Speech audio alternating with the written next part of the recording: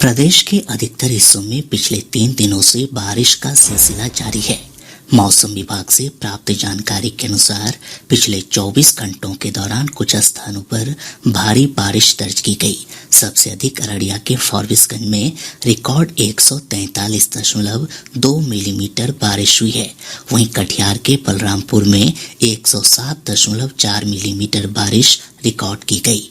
इसके अलावा कई स्थानों पर 60 मिलीमीटर से लेकर 100 मिलीमीटर तक बारिश हुई है।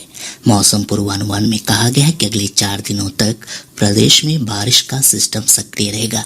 मौसम विज्ञान केंद्र पटना की वैज्ञानिक नेहा कुमारी ने बताया कि अगले 24 घंटों के दौरान मधुबनी, दरभंगा, सुपौल, अररिया और किशनगंज जिले में 1-2 स्थानों पर भारी बारिश हो सकती है। वहीं राज्य के अन्य हिस्सों में हल्की से मध्यम बारिश की संभावना है। इस दौरान वज्रपात की भी चेतावनी जारी की गई है। आज के मौसम विश्लेषण के अनुसार अगले 24 घंटों के दौरान राज्य के उत्तर मध्य तथा उत्तर पूर्व भाग के अधिकांश स्थानों पर एवं शेष भाग के अनेक स्थानों पर वर्षा होने का एवं राज्य के 1-2 स्थानों में मेघ गर्जन के साथ बिजली चमकने का पूर्वानुमान है। साथ ही मधुबनी, दरभंगा, सुपौल, अररिया एवं किशनगंज जिलों के 1-2 स्थानों में भारी वर्षा की भी संभावना है। अगले 5 दिनों के दौरान अधिकतम तापमान में कोई विशेष परिवर्तन की संभावना नहीं है।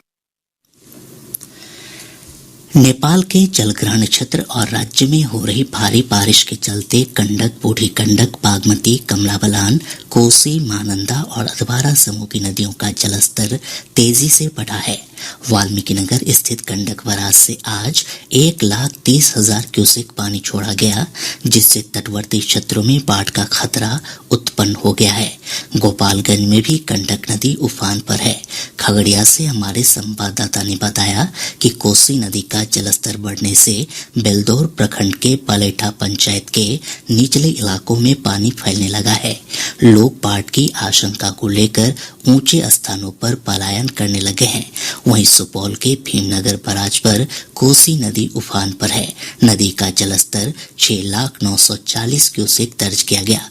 कोसी की सहायक नदियां तिलयुगा और बिहुल के जलस्तर में भी लगातार बढ़ोतरी हो रही है।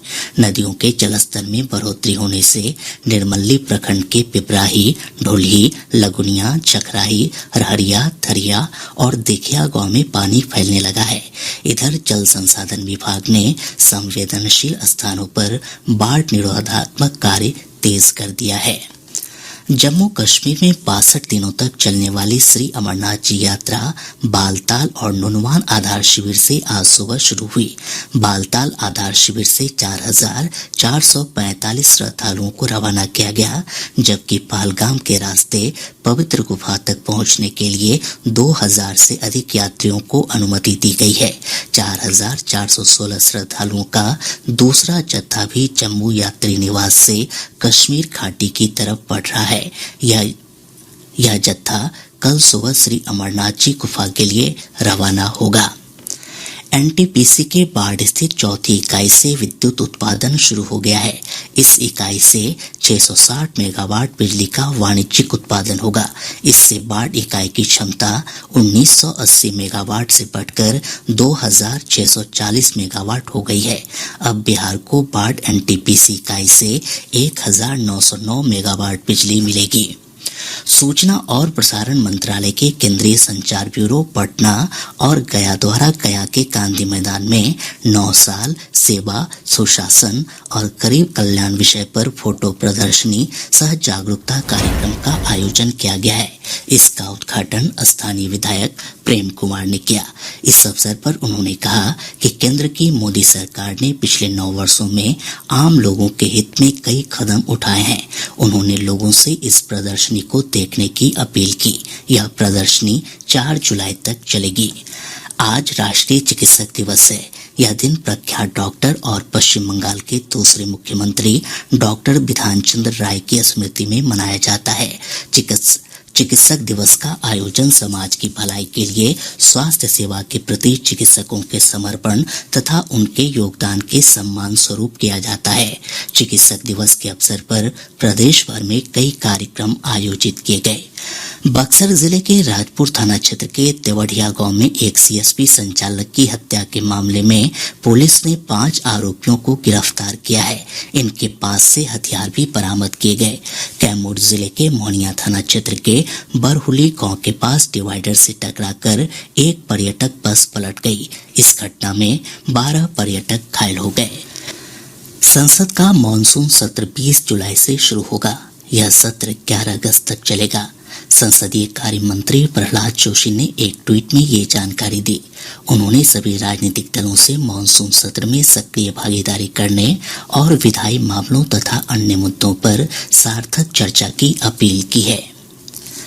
नई शिक्षक नियुक्ति नियमावली का विरोध कर रहे शिक्षक अभ्यर्थियों पर आज पटना में पुलिस ने जमकर लाठीचार्ज किया। प्रदर्शनकारी शिक्षक अभ्यर्थी नियुक्ति प्रक्रिया में दूसरे राज्यों के अभ्यर्थियों को मौका देने के राज्य सरकार के फैसले का विरोध कर रहे थे। पुलिस कार्रवाई में कई छात्र घायल हो गए। घायलों में महिलाएं भी शामिल हैं। हमारे संवाददाता ने बताया कि पटना में प्रदर्शनकारी गांधी मैदान से राजभवन की ओर जा रहे थे, तभी डाक बंगला चौराहा के पास पुलिस ने उन्हें रोक लिया। इस दौरान पुलिस और प्रदर्शनकारियों के बीच तीखी नोकझोंक हुई। स्थिति अनियंत्रित होता देख पुलिस ने शिक्षक अभ्यर्थियों पर लाठीचार्ज कर दिया। इसके बाद प्रदर्शनकारियों ने भी पुलिस पर पथराव कर दिया। पुलिस ने इस मामले में 2 महिला समेत 25 शिक्षक अभ्यर्थियों को हिरासत में लिया है। प्रदर्शनकारी शिक्षक अभ्यर्थियों ने आरोप लगाया कि सरकार शिक्षक नियुक्ति नियमावली का राजनीतिक उपयोग कर रही है। भारतीय जनता पार्टी ने शिक्षक अभ्यर्थियों की मांगों का समर्थन किया है। प्रदेश भाजपा अध्यक्ष सम्राट चौधरी ने कहा कि पार्टी शिक्षक अभ्यर्थियों के पक्ष में सड़क पर उतरेगी। उन्होंने कहा कि विधानमंडल के मानसून सत्र के दौरान 13 जुलाई को पार्टी विधानसभा मार्च करेगी। उन्होंने कहा कि सरकार को 10 लाख सरकारी नौकरी देने के वायदे को पूरा करना होगा। प्रधानमंत्री नरेंद्र मोदी ने कहा है कि अमृतकाल में देश के गांवों और किसानों की क्षमता बढ़ाने के लिए सहकारिता क्षेत्र की भूमिका बहुत अधिक बढ़ने वाली है। प्रधानमंत्री आज नई दिल्ली में 17वें भारतीय सहकारिता सम्मेलन के उद्घाटन समारोह को संबोधित कर रहे थे। उन्होंने कहा कि देश में सहकारिता क्षेत्र को मजबूत करने के लिए सरकार ने कई कदम उठाए हैं। प्रधानमंत्री ने कहा कि सरकार किसानों के कल्याण और कृषि के हर क्षेत्र को विकसित और आत्मनिर्भर बनाने के लिए हर वर्ष 6.5 लाख करोड़ रुपए से अधिक खर्च कर रही है। उन्होंने कहा कि छोटे और मंझोले किसानों को सरकारी योजनाओं से बहुत लाभ हुआ है। प्रधानमंत्री ने कहा कि भाजपा सरकार में किसानों को विभिन्न योजनाओं के जरिए हर साल 50,000 रुपए की गारंटी दी गई है। श्री मोदी ने कहा कि प्रधानमंत्री किसान सम्मान निधि योजना के तहत अब तक किसानों के बैंक खातों में 2,50,000 करोड़ रुपए का प्रत्यक्ष अंतरण किया गया है।